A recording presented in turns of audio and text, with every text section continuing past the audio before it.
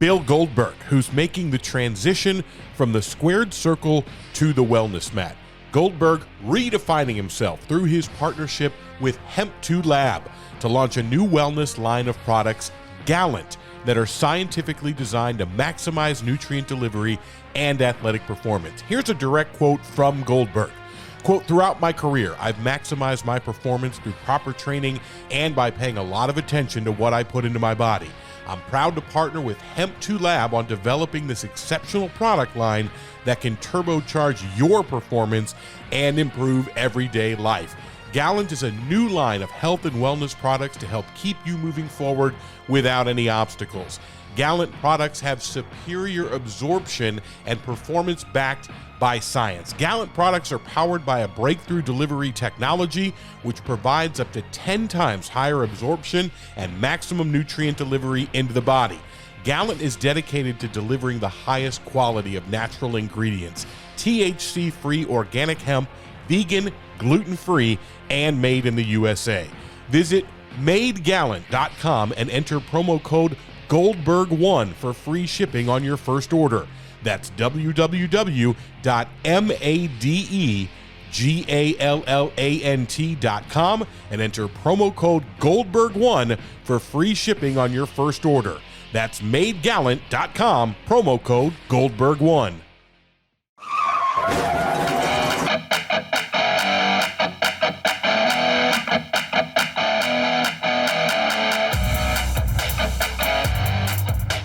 Hey, it's Conrad Thompson, and you're listening to Foley's Pod, and we're laughing, still listening to the funeral song with the hardcore legend himself, the WWE Hall of Famer, Mr. Mick Foley. And what a songbird you were last week with maybe the biggest curve of all. That was a nice one, yeah. Funeral. Put the fun in funeral. Put the fun in funeral. I mean, that's the official funeral song of all of wrestling now. You know that, right? We didn't know we needed it, but we did. So now we've got one. There's no reason a funeral can't be uplifting. A celebration of life. I went, my friend Raleigh's mom died, I guess, a little over 30 years ago. I will never forget going to a small black church and coming out of there feeling so energized. Yeah. I'd been to a bunch of funerals, never been to one that was a celebration of life that way. It was really emotional. It was cool. So there is a time when you can put the fun into funeral. If you don't know what we're talking about, go listen to the end of the Dude Love episode. It is a 10 out of 10. Today we're going to be talking about something totally different. One of the more hardcore moments, if you will, both inside and outside of the ring, when Cactus Jack took on Sabu in ECW while he was a WCW Tag Team Champion. Yeah. You had given your notice to WCW in early of May 94. We've touched on some of that in the past, and you'd seemingly had this coming for a while, but I guess the straw that broke the camel's back seemed to be your presentation of your match with Vader on TV in a Texas Tornado match. Because I guess WCW wouldn't allow you to use the phrase Texas Deathmatch. Yeah. So from your book, you wrote they hadn't made reference to the injury of exactly 1 year ago yet, but now the story surely would unfold. Vader picked me up for the powerbomb and sent me crashing down to the concrete. Splat. To tell you the truth, this one actually looked more devastating than the one in '93. I listened for all the brilliant calls that sometimes the right words can really cement an image in the fans' minds, and here it comes. Bobby Heenan was the first to comment on this historic, career-turning moment. Quote, "That'll give you an Excedrin headache number 9, said the Brain, with about as much raw, naked emotion as Al Gore on sedatives. Indeed it will, added Shivani, and then nothing. Or nothing that I had suggested, visualized, hoped for, or at least in a worst-case scenario would have settled for. No, my God, he's on his knees. No, this is the damnedest thing I've ever seen. No, 1 year ago to this very day. No talk about last year's injury. No moral victory. Just Excedrin headache number 9. I had said it would take a total idiot to screw it up, and by golly, they hadn't let me down. This was the final nail. I thought about it for 2 days and made my decision to quit WCW. Wow. Okay, I did not I did not recall that. I thought the decision was the ear and the lack of Follow up on a given story. On Booker's dream, right? Yeah. So again, it was probably last week you talked about your big break being a series of smaller breaks. So the big departure was a series of smaller frustrations. Frustrations, yeah. But I think I lost the match, but I came up from the power bomb. And I just thought they should have grabbed. I hate that now in retrospect, Bobby Heenan's not here, and Bobby Heenan was a great announcer. But I mean, I did think that in the aftermath of Jesse Ventura's incredible success, the heel announcer was really big, and you had to be funny to be a heel announcer. And there's a balance between finding time to get your stuff in and finding the moment to put over the stuff on the screen. And man, it really. I couldn't believe it. I watched it unfold because it had been taped weeks ahead of time. And looking back now, I probably had a concussion because I remember going out to eat. And things felt foggy, but I had an incredible amount of energy. So years later, I talked to Chris Nowinski about that, and it's that fight or flight reflex. That it's a normal reaction to have that burst of adrenaline following that injury, and then in the next day you come crashing down. But I remember having all this energy, being buzzing because of this unique opportunity 1 year from the day. And it makes it sound like I went to the powers that be and spelled out what I wanted, because I was thought to be like a hassle in some ways by going to the announcers with, hey, this is what I'm trying to get across. And now it's a given that that's what the announcers do, at least in WWE. But in this case, oh man, yeah, I just saw that and I thought, how do you not connect the dots? Because Jim Ross had always been so good at keeping me alive, even when I was losing matches. And, my 1990 run. And here's this story. Me and Vader, I don't want to harp on it, especially as Bobby's not here. But yeah, I was really, really disappointed. I don't think you're being unfair. There's been a lot of folks who've been critical of Bobby, saying that, his WWF work didn't necessarily follow him to WCW. It didn't feel like it was quite the same. But I am curious, because you've done a little bit of commentary before. Do you think Bobby could do that? Could he go from comedy to serious? Or was that not something that he could even really do? I didn't think seriousness was his forte, but that's why it would mean so much if he had been serious there. Sure. Bobby was making a really good living for his wit. That would always been his calling card.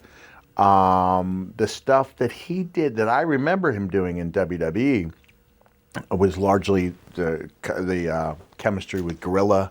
Yep. It wasn't so much that I know he did matches, but I don't remember like the classic calls. You remember the times that Heenan made you laugh. So he came in. They had to have liked him, what he was doing, because he replaced Jesse and did a good job. But I always felt like I always felt like you're supposed to put over the talent first and foremost. I was just thinking about it on the way over here, not in regards to Bobby, because I do make the trip to Huntsville. Oh yeah, so absolutely. And I'm the only one who makes the trip, right? The only one. One of these days we'll have to do it via Zoom or whatever gizmo, but as long as I have the ability, I will come out here and we'll do these shows. And I was thinking about it, and it's another announcer who's not with us. I thought, well, yeah, I like the talent. I like the announcers to put over the talent. Sell for them if they're heels, that there might be an element of danger there. But you don't become a star in broadcasting by sticking to that. That's true. And when I was doing my commentary, I had already had my run. But I still take a point to notice, and I think I sent something out about Jericho doing commentary.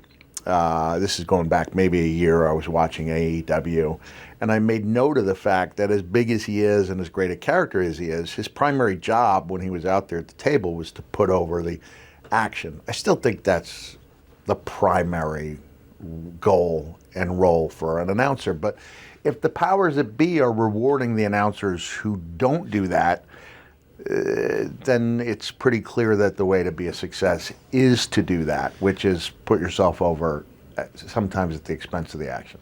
Do you think that's more because the folks who were running that organization were not quote-unquote wrestling people, and they were just trying to hire...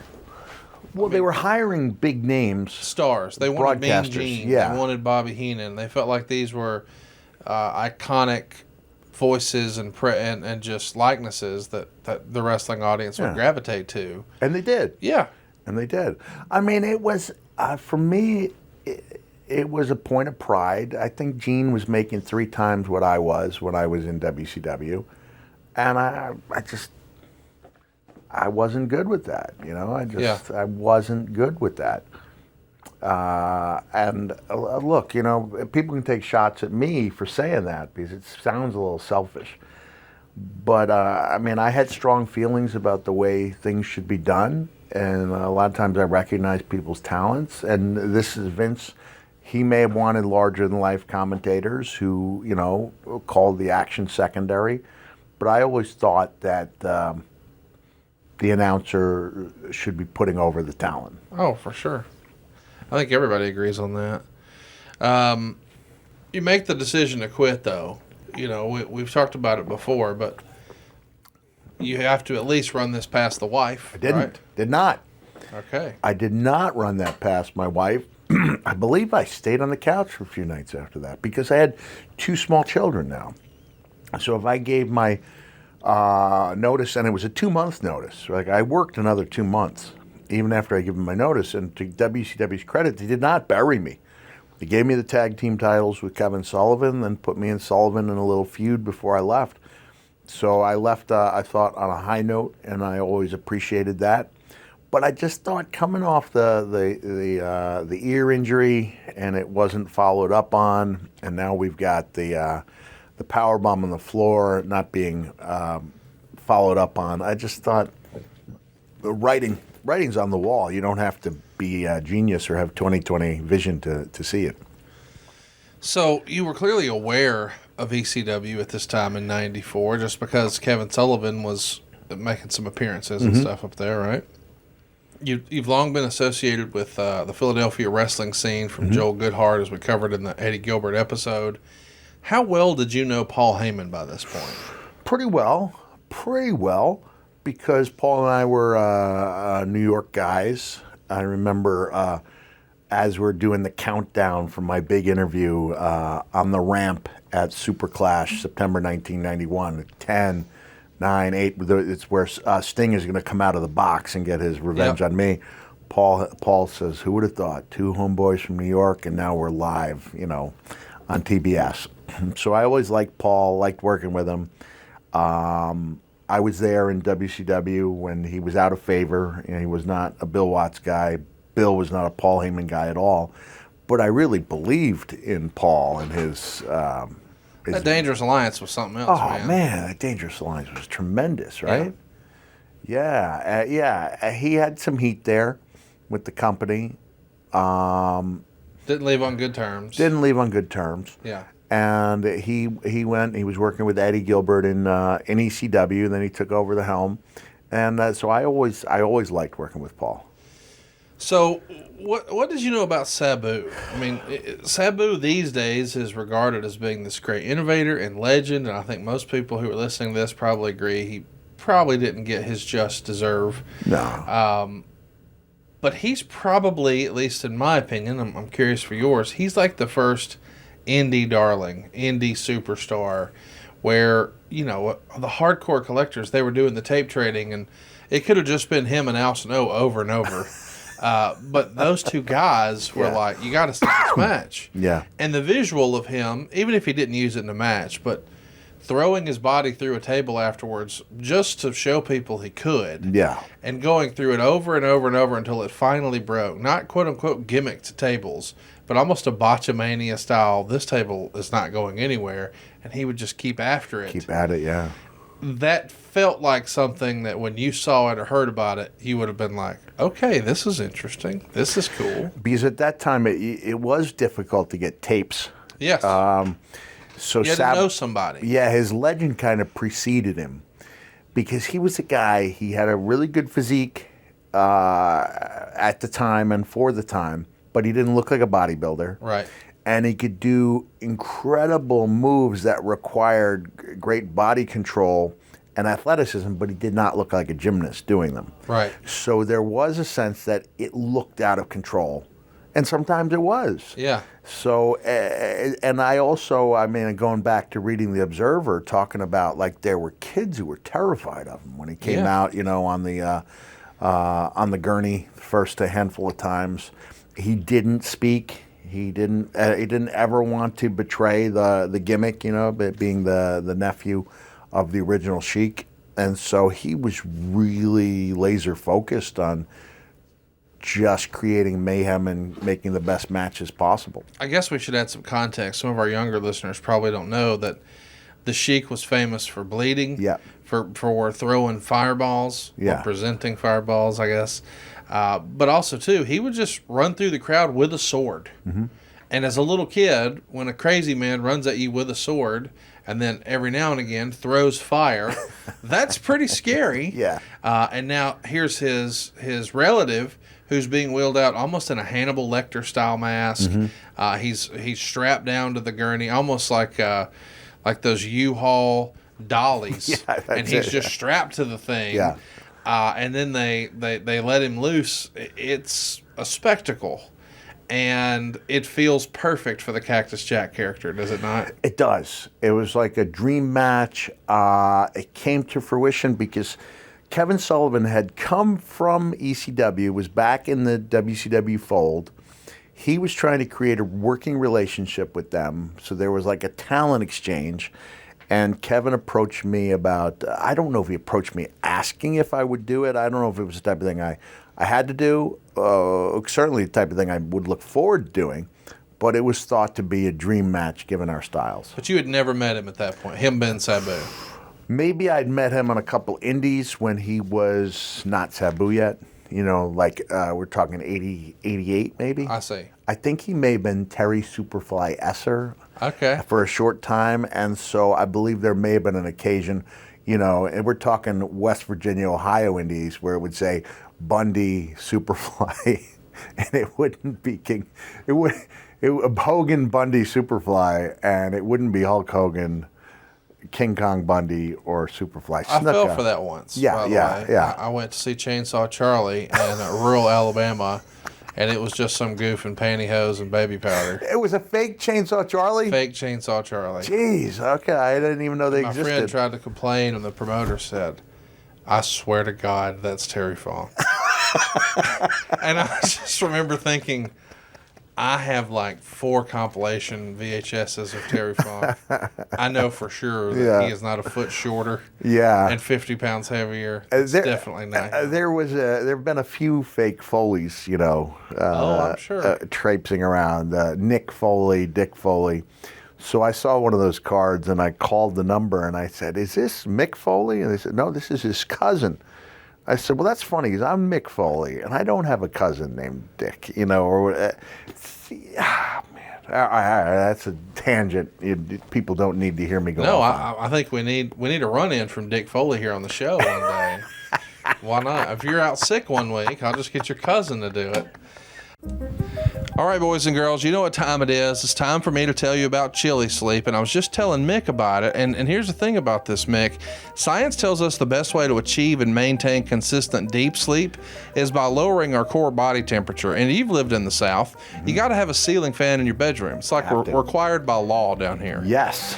Well, here's the reason. Temperature-controlled sleep is going to repair your muscles after a hard day's work. It's going to improve your cognitive function, so you can always start your day feeling sharp and alert, and that's been my experience. I have a chili sleep. I've got the Uller system. I've had it for over a year now. It's changed my life. What I've got now is a customizable, climate-controlled sleep solution that improves my entire well-being. Now, they make the Uller. You can also check out the Cube sleep system. Either way, we're talking hydro-powered mattress toppers, right? It's temperature controlled. It fits over your existing mattress to provide you your ideal sleep temperature. Let me explain, Mick. My wife likes to sleep a little warmer. Right. So her side, she wants to be at like 75. I like to sleep a little cooler. I want to be at like 67. Yeah. I get a perfect night's sleep at that. But before I had chilly sleep, Mick, I'm cranking down the AC, I'm flipping the pillow. Now I'm paying to heat my laundry room. I don't need my laundry room to be cooler. I need my bed to be cooler. Chilly sleep has made that happen. This is perfect for you to get that deep sleep, whether you sleep hot or cold. Chilly sleep systems are designed to help you fall asleep, stay asleep, and give you the confidence and energy to power through your day. Real quick, listen to this now. Imagine waking up and not feeling tired. Chilly sleep can make that happen. They've made it happen for me. Prior to chilly sleep, Mick, I was sleeping like 5-6 hours a night. With chilly sleep, I'm 7, 8, 9. I even slept 10 hours once with chilly sleep. It's unbelievable to wake up and not feel tired. Sounds incredible, because I'm the same way. My wife likes it hotter. Mm-hmm. I like it cooler. Mm-hmm. I lose out. Of course. Lose that argument. I'm a guy. It's what we do. Yep. And a guy in a successful marriage has to learn to admit he's wrong, even when he knows in his heart he's not. Every once in a while. Correct. Has to learn to make the thermostat the wife's realm, but now we get our say. Well, yeah, man. And here's the thing, too. You don't want to wake up all hot and sweaty. You're not going to get a good night's sleep. You're going to get up and pee. You're going to be fighting with the covers. None of that anymore. So head on over to chillysleep.com/Foley to learn more and save 30% off the purchase of any new Cube or Uller sleep system. This offer is available exclusively for Mick Foley listeners and only for a limited time. That's chilly, CHILI, sleep.com/Foley to take advantage of our exclusive discount. Wake up refreshed every day.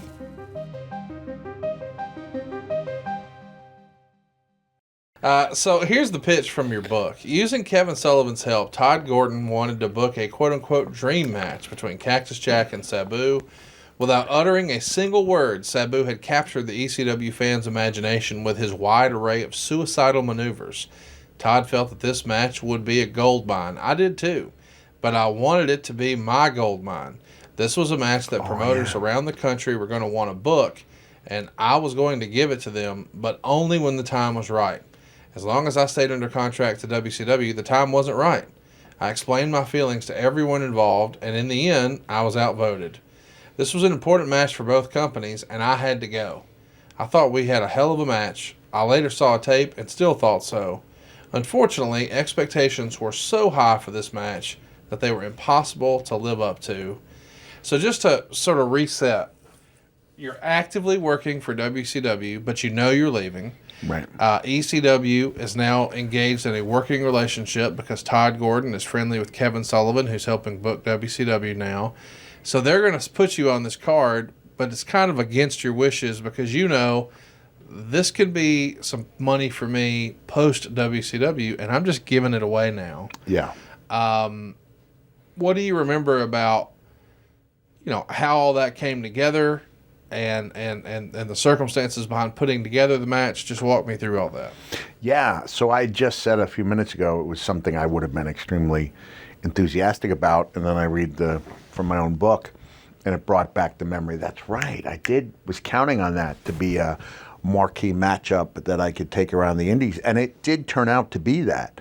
It's funny that the match that had all the attention on it was still good. I think it still holds up, but it was not nearly as good as some of the other ones we'd have on the independent circuit. And there's one specifically in Las Vegas, I believe at the Brass Nugget.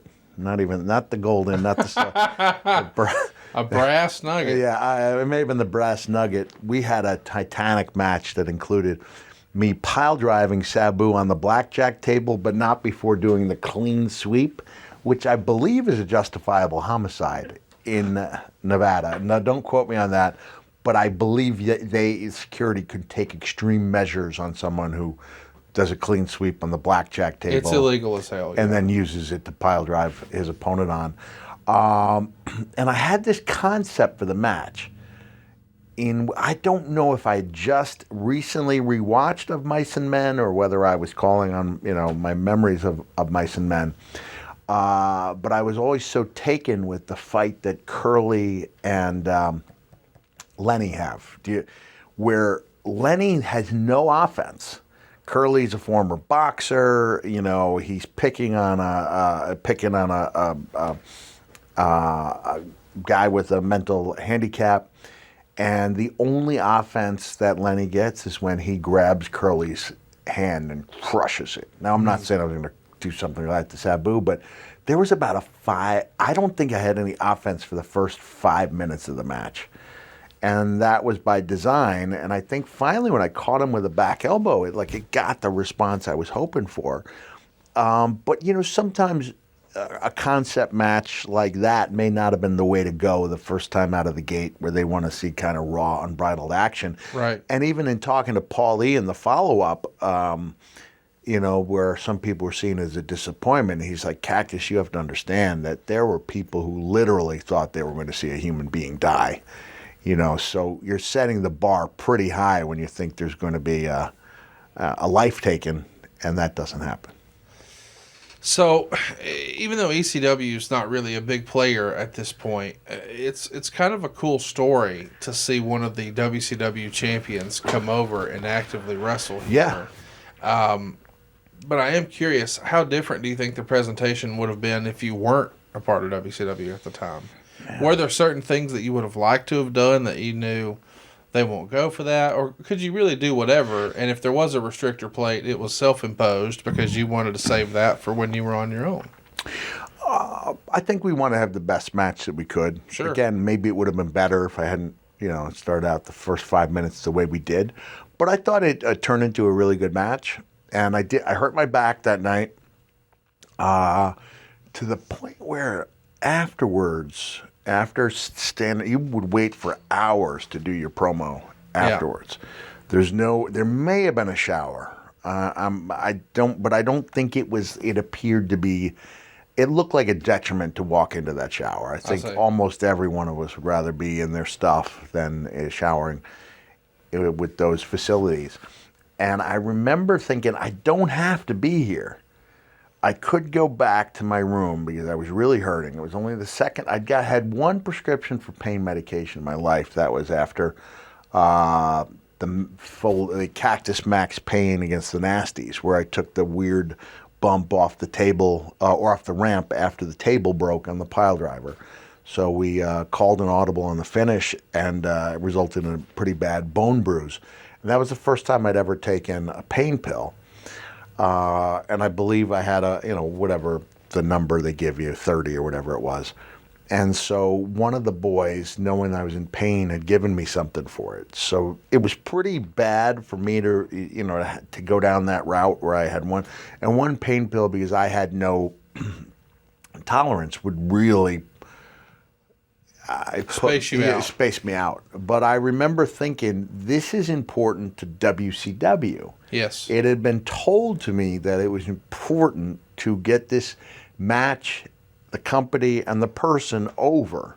So that was my mindset, is that I'm not going to go back to a warm hotel room and take a shower.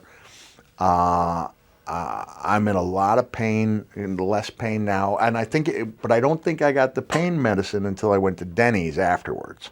So I still would have been in a lot of pain.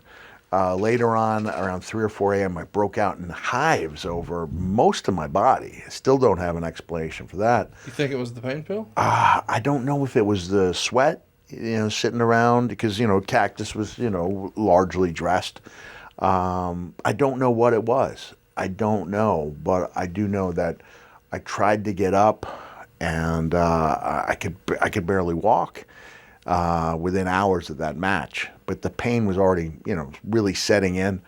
And instead of going back to my room and showering, I stuck around those extra 3 hours just so I could do what I had been told was important, to get the company, the match, and the guy over to the best of my abilities. And so I did that post-match with an interview that rankled some in the WCW community.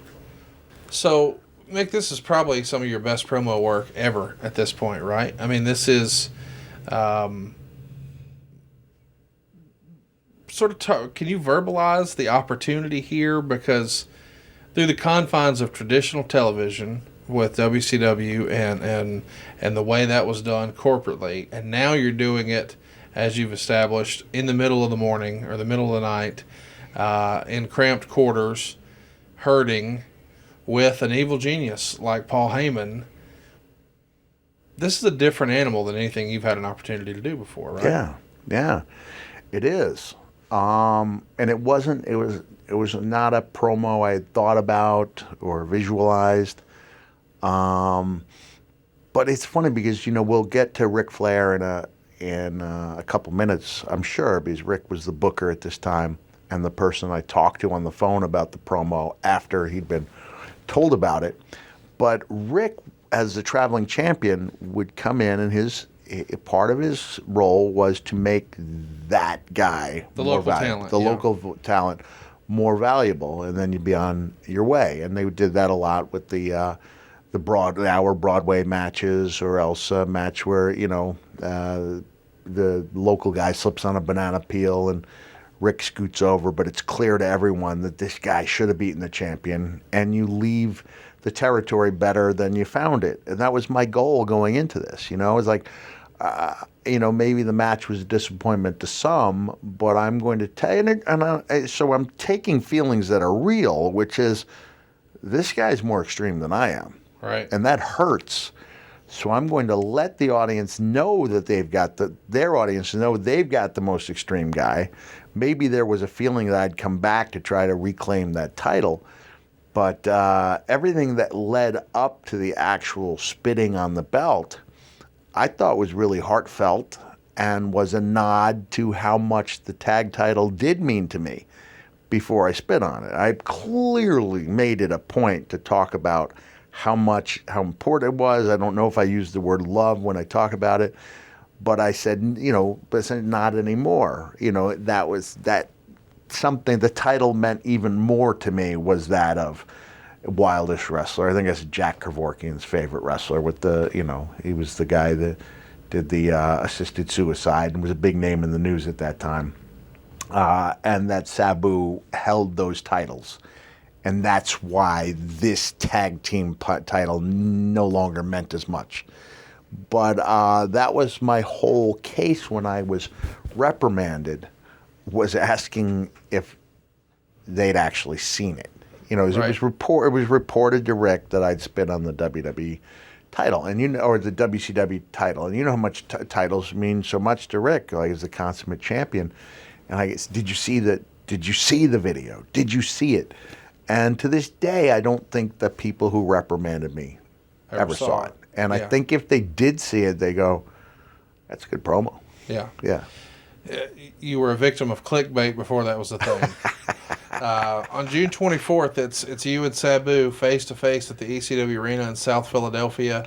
Sabu gets the win in front of a sold-out crowd. Paulie's going to hit you in the head with the portable phone, and, quote, after the bout, Mr. Hughes came ringside and was about to attack Cactus before Shane Douglas came out and held him back. Moments later, Ron and Don Harris came to the ring and fought with Douglas and Hughes as Cactus and Sabu brawled into the crowd. After Ron and Don Harris, Douglas and Hughes returned backstage, Cactus and Sabu began fighting back inside the ring, where Sabu eventually broke a bottle over Cactus's head after a lengthy brawl. I did not remember he broke a bottle over my head. I thought that was the Hamburg match. So this is one of the most brutal. The bottle thing. Wow. I don't even remember a bottle being part of that. It was part of it? There was part of it, yes, sir. Okay. I don't remember that. I don't remember the Don and Ron Harris thing either.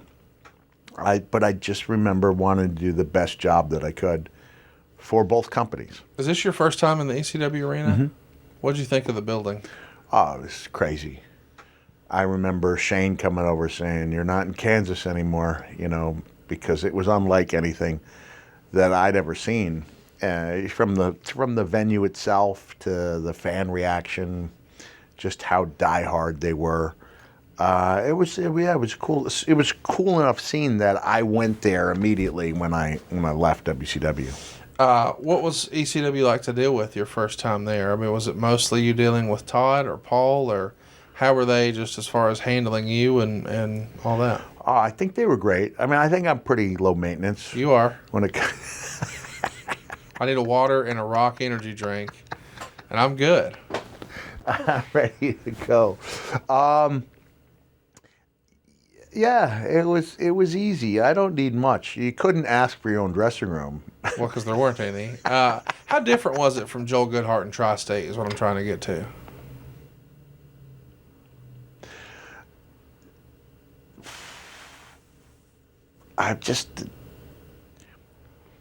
The new ECW was more vociferous in their support. Like, I think Joey Styles had said, our fans cheered the hunter who shot Bambi's mother, Yes. And I think they took a lot of pride in that. They understood that they were a big part of the show, even more so than WCW or WWE. Like, they were a big part of what made ECW special. I agree. Have you seen a crowd like that since? Once upon a time, before NXT became what it was, I went to an NXT live event in Columbus, Ohio. Yeah. And I thought, this is about as close as we're going to get. Do you know what I remember? My apologies if we mention this another time. I went to meet 3 of my children. All the children except Mickey were at the NXT event in Philadelphia at the Tower Theater. And then I was meeting them and going on to West Virginia and Maryland for a couple of appearances, then taking a little father-son vacation with Huey. And Joey asked me if I wanted to sit at the table at ringside. And that was the first night that the women had main evented a house show. This is even before it was done on... So this is Charlotte and Sasha? This is Charlotte and Sasha. Yeah. And it was such an incredible match, and there was such a sense of history.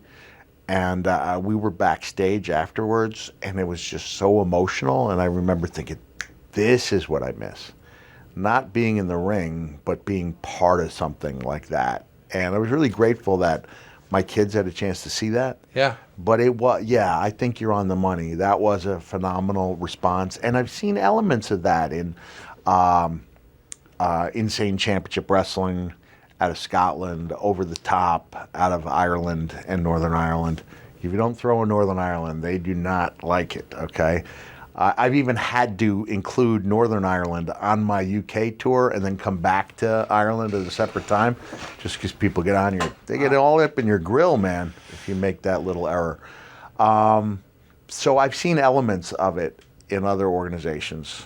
And I think there are a lot of people out there who feel like they missed out on ECW and they want to be part of something. And I think that's a lot of the reason AEW has been successful. Yeah. This is this feels like an organization by the fans for the fans. Yeah. I mean, Tony's a fan. Right.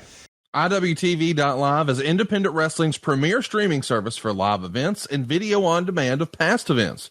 For just $10 a month, IWTV.live offers 20 plus events streamed live each month from top independent wrestling promotions, such as ICW No Holds Barred, West Coast Pro, and Limitless Wrestling. Additionally, as an IWTV.live subscriber, you have immediate access to our extensive library of over 13,000 hours of video on demand content from over 300 independent wrestling promotions from around the world, including Beyond Wrestling, Prestige Wrestling, Absolute Intense Wrestling, and H2O. Our extensive library features wrestling superstars like Orange Cassidy, Jonathan Gresham, Wheeler Yuta, Eddie Kingston, and so many more.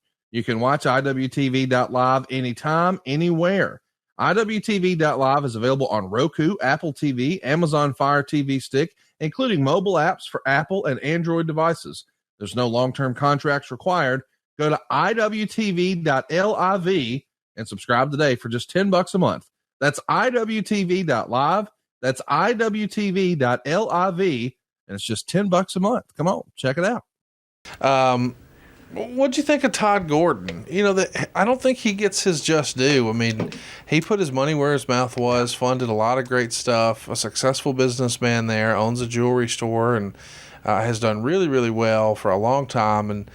And then invested that time, effort, money, all of that into this. And I feel like when people talk about ECW, it always goes back to Paul. And don't get me wrong, creative genius, nobody can argue that. But Todd Gordon, man. There's no company without Todd. He allowed this thing to happen. Yeah, he did. He saw what Joel Goodhart was doing. Yeah. He felt like there had to be I don't know whose decision it was to say the big stars are going to come in, they're going to help the younger stars. Right. And there were some top guys who came in who weren't up for that, and then they weren't used again. Yeah. But there were guys who they came over and they put over the guys. Nobody did it better than Terry Funk. Yep. I think I did it pretty well. Oh, yeah. As well, and you did it because you partially you knew that if you didn't, you wouldn't be coming back, but also because you loved the promotion and you wanted to do what you could. And if you had confidence in yourself that you could lose matches without killing your heat, you were happy to do it. So, as a reminder, you cut those 3 promos before the match, and then we know you've got the infamous promo where you spit on the title after the match. I don't remember the promos I sent in leading up to the Yes. match. Probably sent in via WCW at that point. So chat me up about what you're told the future plans are going to be. Did you feel like this was just a one-off, or did you know, I definitely want to lay the groundwork to be back here, they just haven't laid out a plan? Or did Todd say, or Paul say, okay, here's what we're doing tonight, but when you come back, here's what we're doing? Yeah, I think they made it clear they wanted me to come back. You know, my price, when I went on the independents, it wasn't prohibitive. You know, it was good by the standards of the day, and it was less for house shows than it was for the arena show. But I along with the stuff I would do with IWA Japan, which brought up its own situation because IWA Japan worked with Dan Severn, who was the NWA champion, and so that was some really muddy waters there to be navigating. I see. So you're hurt during the match, but you still will have to cut this promo. You're unable to wrestle Mr. Hughes the following night in Yonkers. That was scheduled, but you do still make an appearance in front of the crowd. I mean, obviously, if you've been advertised, I know you well enough to know, well, I got to be there. Oh, man. I think it's a given that if I'm not on the show, it's because I could barely walk. I could really barely walk. Yeah. A couple inches. It was really a tough time. And then I had that injury doubted by the people at WCW, which... Less than ideal. Less than ideal, especially I'm getting ready for my last match. You lost an ear for these jokers. Lost the ear for these guys. It wasn't my last match. It was my last match as tag team champions when Kevin and I lost the titles to Roma and Orndorff.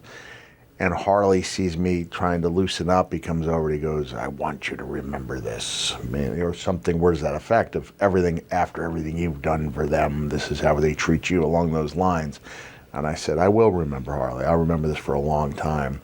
Because I just felt like after everything I'd given, and I had the one time I wasn't allowed to wrestle was after when I tore an abdominal muscle and I couldn't walk, and they just said, no, you can't wrestle. But I made it to the show. I got out of the emergency room at like 3 a.m.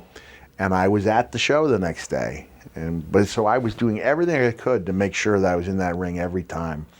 And I just thought that it was a smack in the face, really was, for it to be insinuated that I was faking an injury. That's not something I do. You said earlier you woke up in the middle of the night in hives.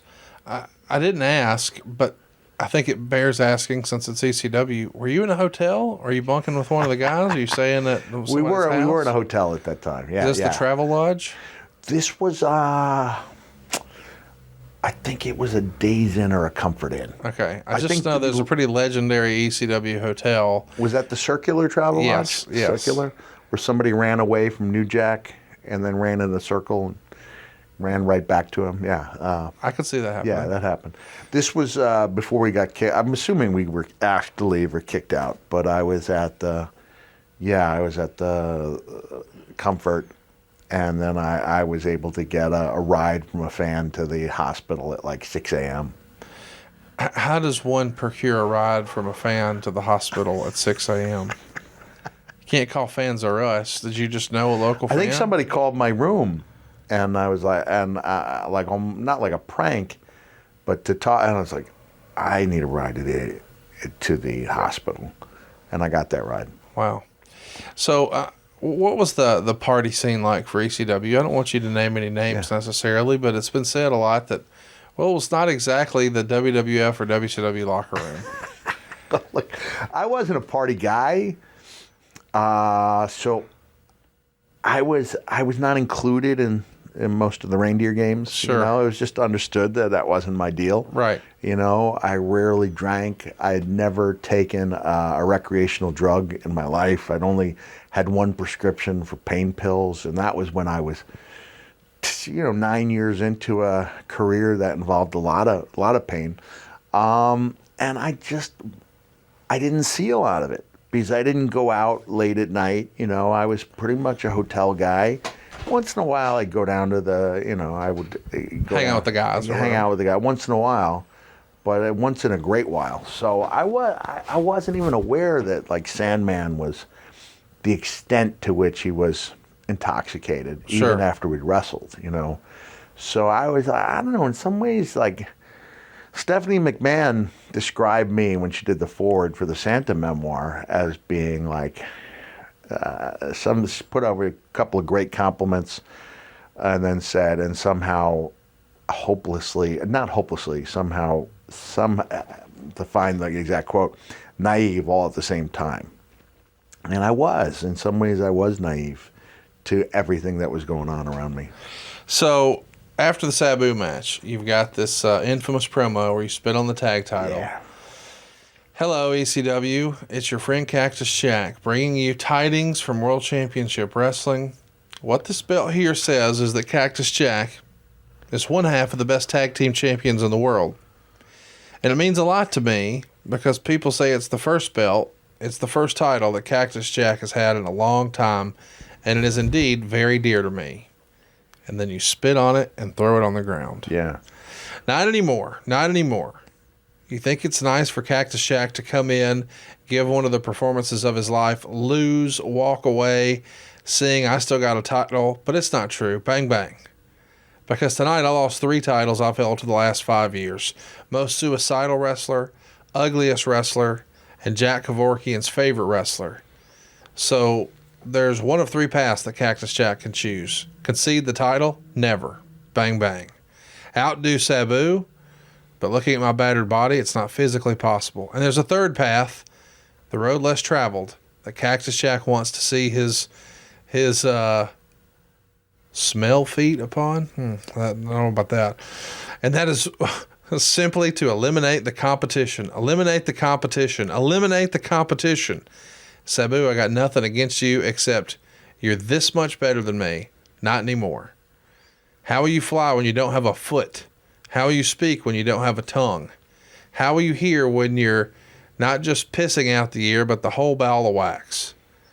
Paulie, dangerously, you hurt my feelings when you were looking for the most gifted man to bring down WCW. You didn't call me. You've got a phone because I felt it 3 times, but you didn't call me. I'm sick and tired of being a family entertainer. There's such a thing as a contract in Atlanta where I come from, but it doesn't mean nothing to me because one way or another, I've said it before and I'll say it again, Mrs. Foley's little boy is coming home. Bang, bang. Wow, I went with Mrs. Foley's little boy back then. Way back when. Wow. And again, I think with the intensity of the promo, those are words, and they're pretty good, but the intensity. The delivery is off the charts. Yeah, I don't know what that pissing out the ear meant, the whole but sometimes, yeah, that's the beauty of the promos that come from the heart, is you don't have time to edit them. Sometimes you might say, all right, I could say this a different way, but if you do that, you lose the feeling. Yes. And so the feeling was there. And again, I thought I prefaced that promo really well. I made it clear how important that title was to me. Right up front. And that's all I wanted the people who were on my case to do, especially, I mean, when I say people, I mean, Rick was the head guy. He was the guy I talked to. He was, the guy who expressed his displeasure with it. And it was like, as the consummate promo guy himself, I thought that if he looked at it, he would understand what I was trying to say. Also, too, you weren't in a tag team situation. You were in a singles match, and But no one had ever spit on their belt before, right? No. It's new territory. From your book, you wrote, there were people in that converted bingo hall who literally thought they were going to see someone die. When I finished the match, my lower back was in a great deal of pain. There was no shower in that little sweatbox arena, and my body started to break out in hives. I wanted nothing more than to have a hot shower and a clean bed, but remembering the importance of the match, I stuck around for more than 3+ hours until it was my time to do interviews. In them, I tried to put over ECW and Sabu as best I could, explaining what it felt like to lose to a better man. To illustrate just how upset I was, I spit on the WCW Tag Team belt, but I had no idea how much trouble my saliva would cause. So, I assume when you're shooting this, there's a cameraman in there, Ron or whoever, and you and Paul Heyman, and that's it? Or are there more folks than that? Some of the other guys who were waiting, they probably, I think they did stick around and could watch. Because I believe, looking back, there was a sense that you had to, that everyone was putting their best out and you were seeing what other people were doing.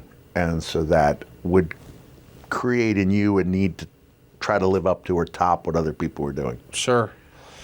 So does Paul E., does he give you any direction, like, here's what I'm looking for, or just, all right, Jack, here we go, in 3, 2... I think the goal was just to put over the opponent, the match, and the company. The company being ECW.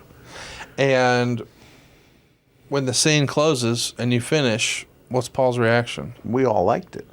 Yeah. I mean, did you know, again, you said you thought, you're certainly hurting, so maybe you're not as clear-headed as maybe you might normally be. It's really hard to focus, I'm sure, on, man, I got to nail this performance, but at the same time, man, I'm hurting pretty bad. I just need to get out of here.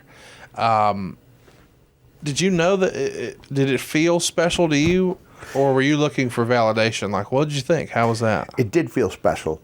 And I think by that point I'd been knowing it long enough. Like when a baseball player, when they go yard and they just sit and watch it go. They know. There's no question. And once in a while you're wrong. It's off the wall, and I guess I should have started running.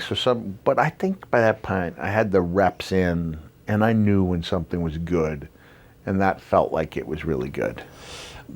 When you finish, again, we talked about how Paul really left under less than awesome circumstances, had maybe been blackballed for a bit, but now he's got an ally in Kevin Sullivan. Does he feel like this might be trouble not just for you, but for him as well, to be spitting on a WCW title on his program, or did it even cross his mind? And if it did he share that? If it did, he did not share it. I didn't get the feeling that I was putting anybody in hot water, because I thought I had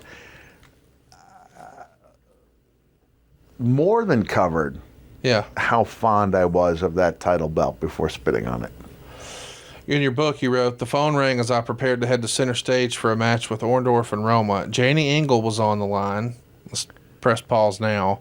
She was once upon a time Bischoff's secretary. Yeah. She was like every power player there's assistant, right? Yeah, Janie she wore a lot of hats there. Janie Engel was on the line, and she asked me if I'd hold for Rick. Cactus, Flair began accusingly, did you do an interview where you spit on the WCW Tag Team belt?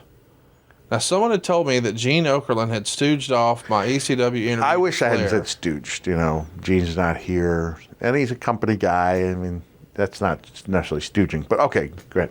After seeing it on the Sunshine Network in Florida, so I was prepared. So, I know you don't like the term stooge, but who stooged off that Gene stooged to Rick? Who told you? Ooh. How did you know that Gene had already told Rick?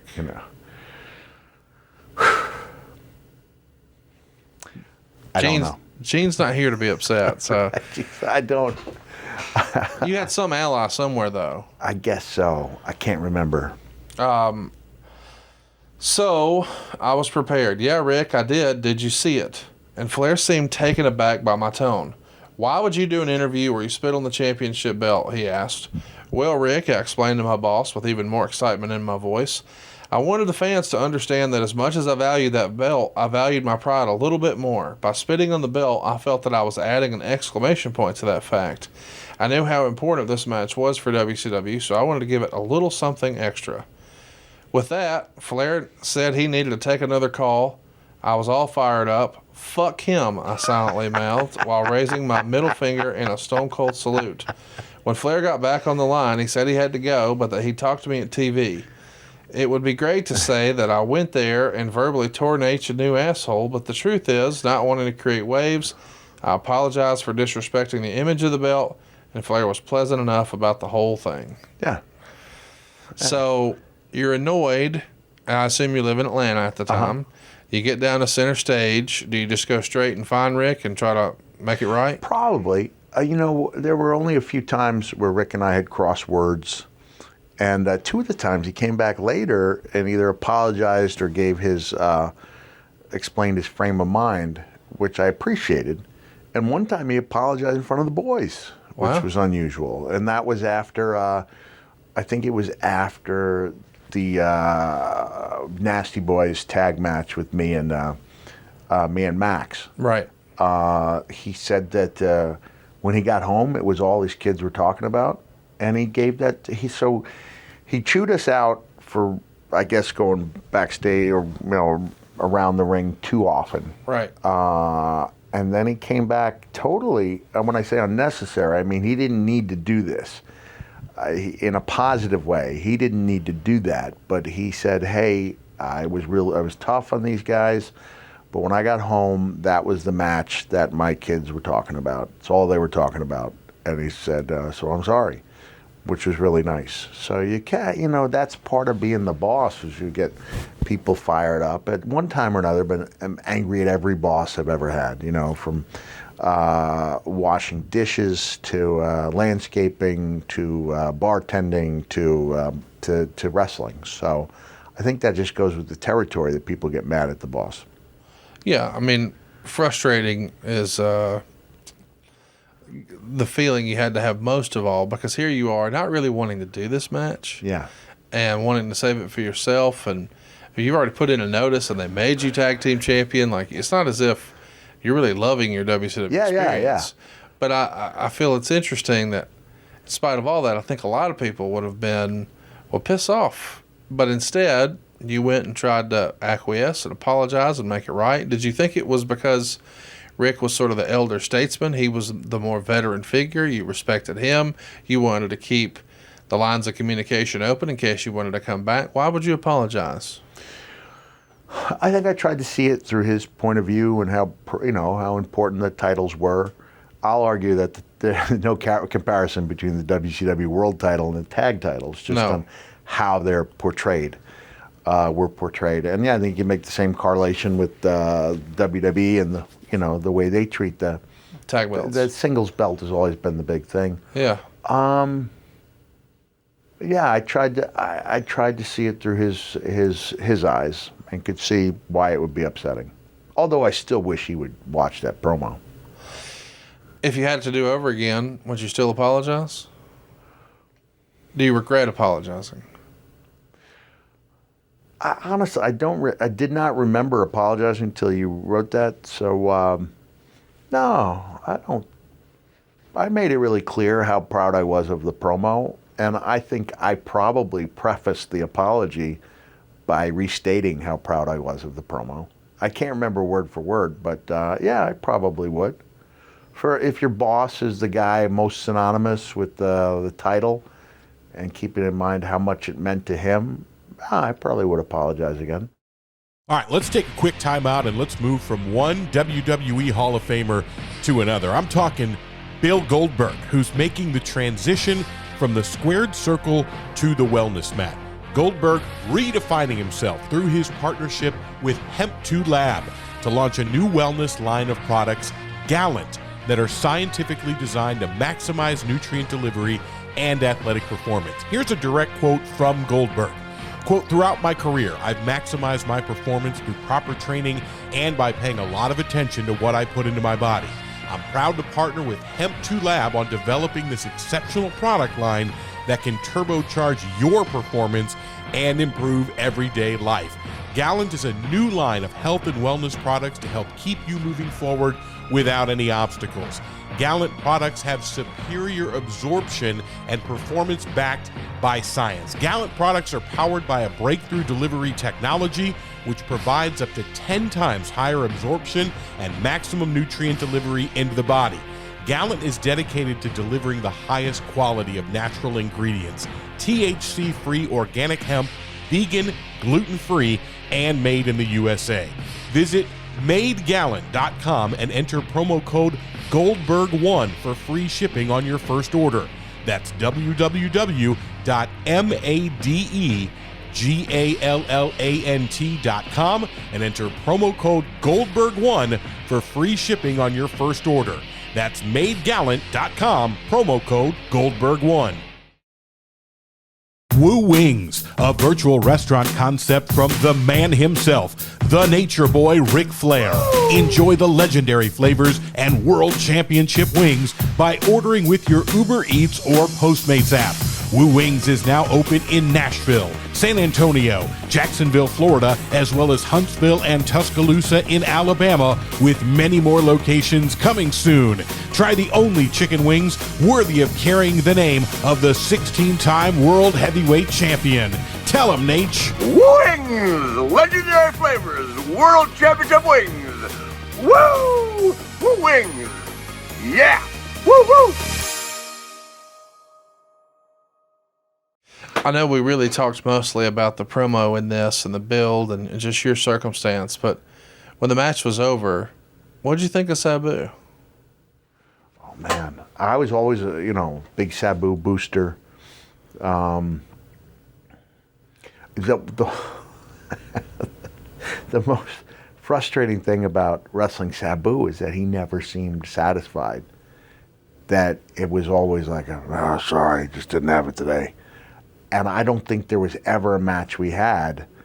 I think the only time I didn't get that type of reaction is when it was Mankind and Sabu for the Terry Funk Amarillo retirement.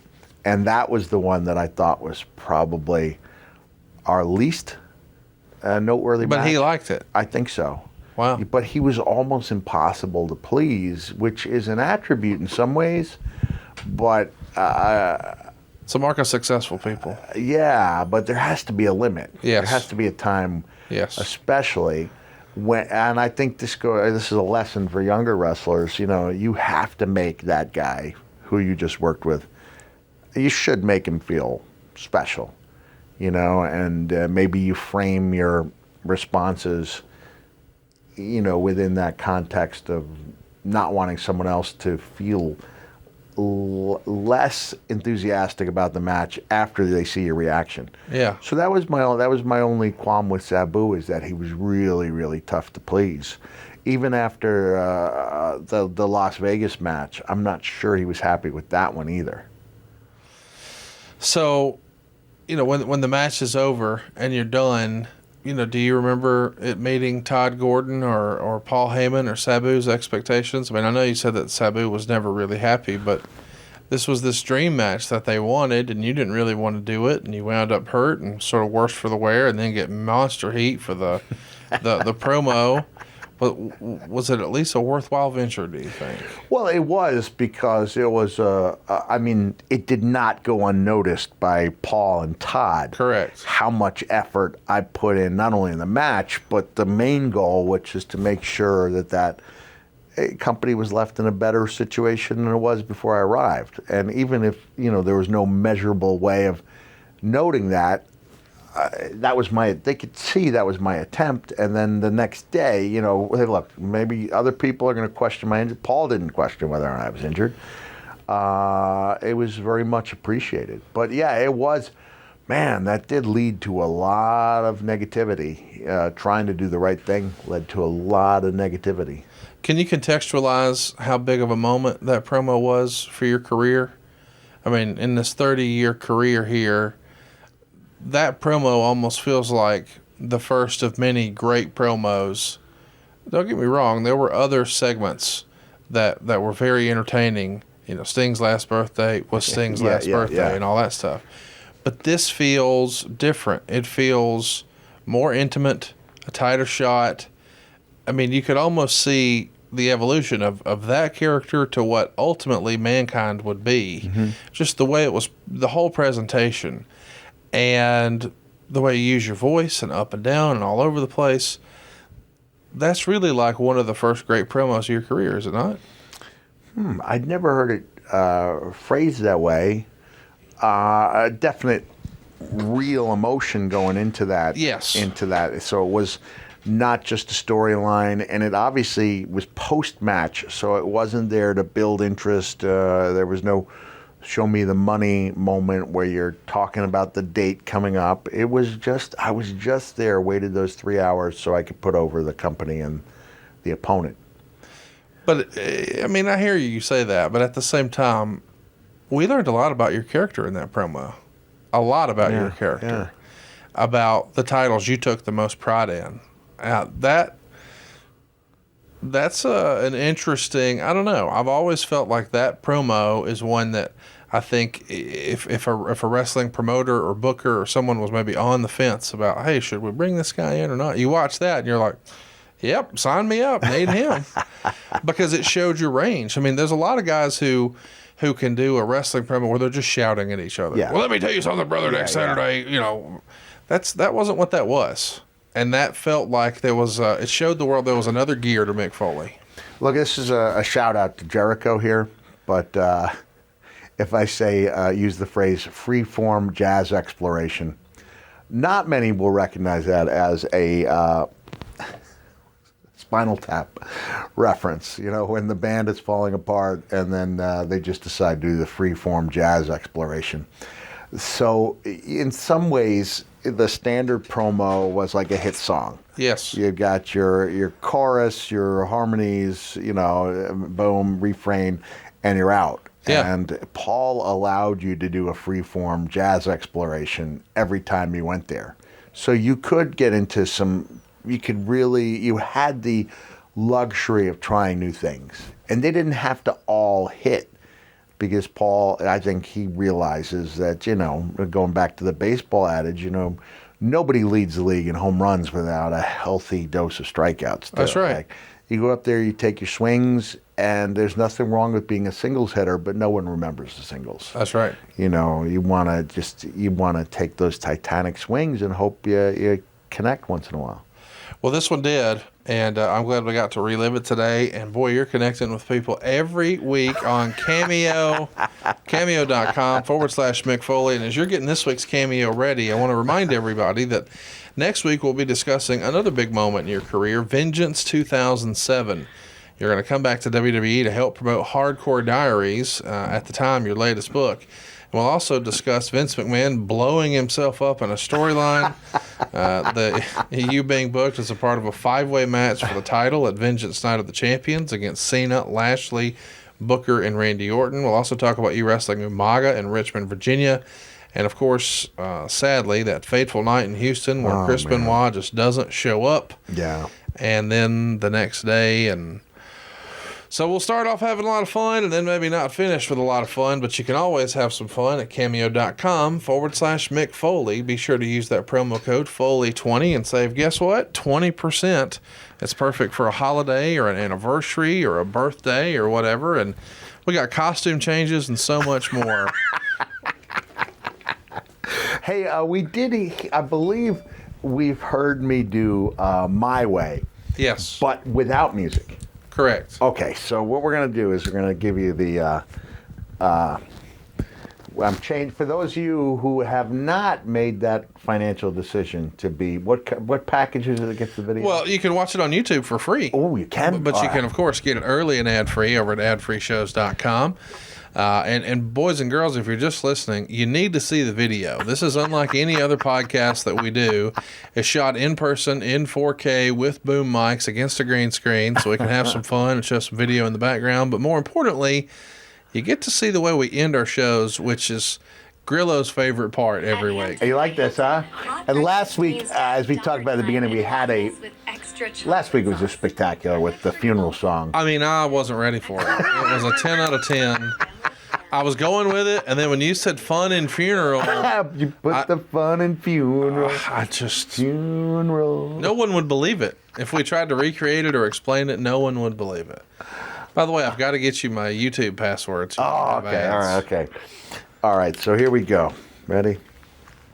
This is cameo.com/Mick Foley. Don't use the app and use the promo code Foley20. And if you're celebrating a birthday and you've heard some, we've had 6 or 7 birthday songs, which I believe is 6 or 7 more than any of the other superstars on there. I don't think Bret Hart has Bret one. doesn't have a single one, right? No. I don't even see Bret. Daddy, I don't even see Bret Hart singing the traditional Happy Birthday Pardookie song. So here we go. This is for Nick Wilson. Ready, Nicky? Okay, 3, 2, 1.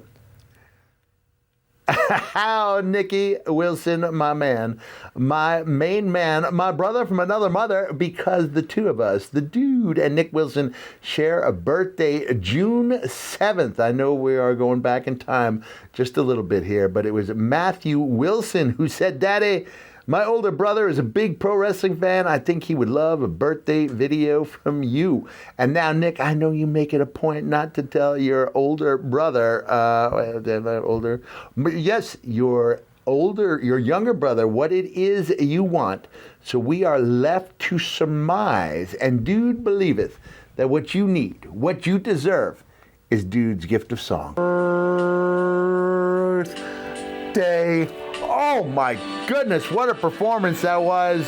Duet between Dude Love and Mankind. Grillo applauding. There's not a dry eye in the house.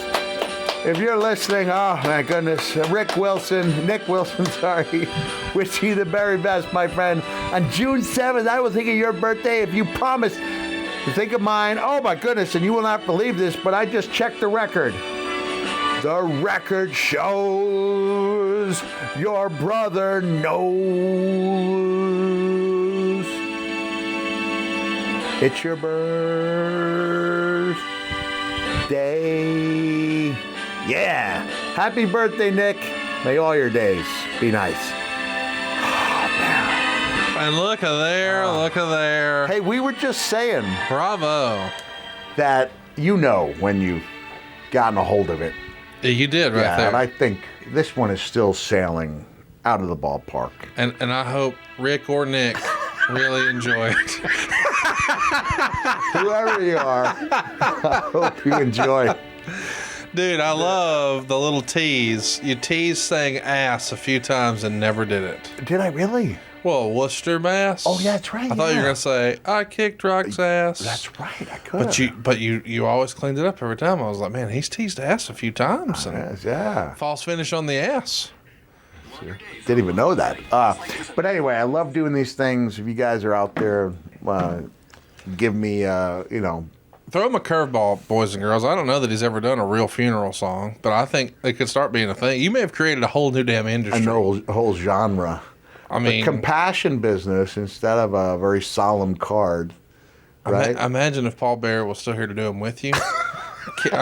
Cameos from Paul Bear. Is your daddy dead? Oh, yes, he is. Yes, he is. Boys and girls, we're having a lot of fun. You can too. It's cameo.com/Mick Foley. Foley20 is going to save you some cash. Yeah. This was a lot of fun, man. I'm kind of looking forward to talking about it next week because I want to hear about your comeback, but damn, we're going to have to talk about the Benoit stuff too. I know. It's going to be a downer a little bit.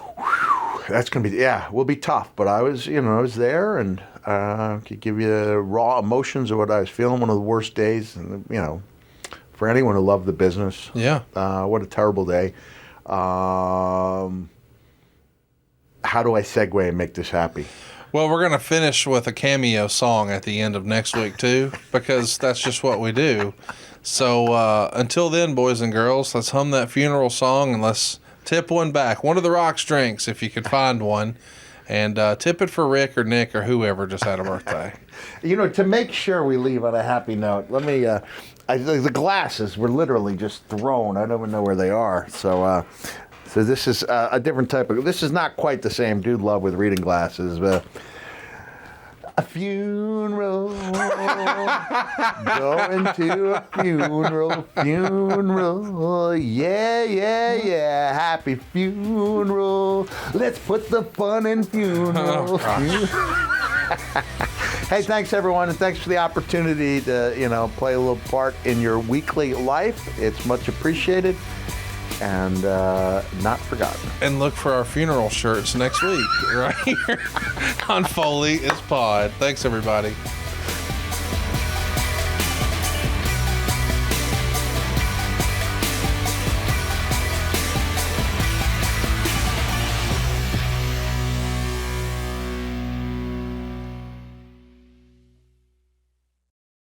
Are you feeling stuck making minimum payments on your credit card debt? SaveWithConrad.com can help, and you don't need perfect credit or money out of your pocket to do this. NMLS number 65084, equal housing lender. Oh, and did I mention no house payments for 2 months? Get rid of your credit card debt and lower your monthly payments right now at SaveWithConrad.com.